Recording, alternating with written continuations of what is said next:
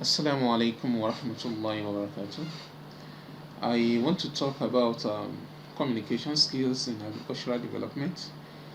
Um, as a matter of introduction, communication is an extension tool, and in extension, we have a heterogeneous audience. There can be people with appreciable level of literacy, knowledge, and those who do not have as much knowledge, and probably those who are not literate. So communication is very, very important in this regard because the nature of each of those kinds of audience has to be taken into consideration.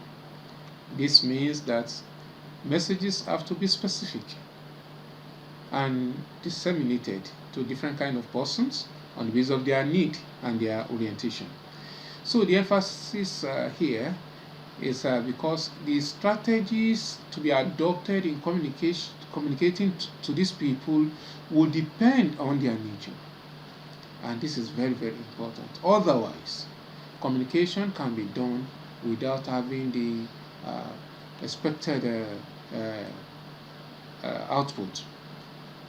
Communication, it means transferring thoughts, information, emotion, ideas through gestures, voice, symbols, signs, and expression from one person to another. And three things are important when we are considering communication. We look at the sender, that is the source of the information, the receiver, that is the destination of communication, and the channel, that is the medium through which the communication was effected. So sender is the person who encoded the message. Messages can be encoded in terms of voice, writing, or even signs. For example, look at when you are communicating with people who cannot hear. They are communicated through signs of the hands, and when they see the hands movement and gestures, they understand and they get the message as if it has been written, or as if they even perceived it through their hearing. So encoding is the sender, receiver is the decoder. The receiver will see the message as communicated, whether by gesture, or hear the message as encoded by voice, and will be able to understand the message. So channel is the medium through which it is passed. So the channel can be through audio, that is, we say it, they hear it. The transmission through the medium, or at times through some electronic channels like radio, like TV, like a paper, a newspaper, and the like. So we can talk about the channel in terms of the medium through which the information is passed across.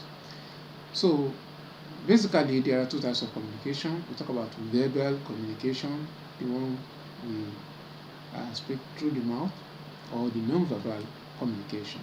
For verbal communication, we're talking about this is the kind of communication that happens through verbal, vocal, or through written expression to convey messages to others. So, example is of a baby that is crying, that is vocalizing sound. It's a form of communication that expresses complaint from the baby. And verbal communication has two types.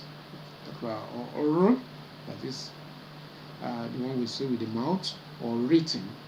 So because these two kinds of communication are written in terms of language, language is the key here. For example, if you mention anything to anybody, you are probably mentioning it via a particular language. And if you are writing, you are also going to write in a particular language. So verbal communication employ these two types of medium. So in oral communication, uh, messages are passed by word of mouth or conversation. For example, this kind of communication are public speeches,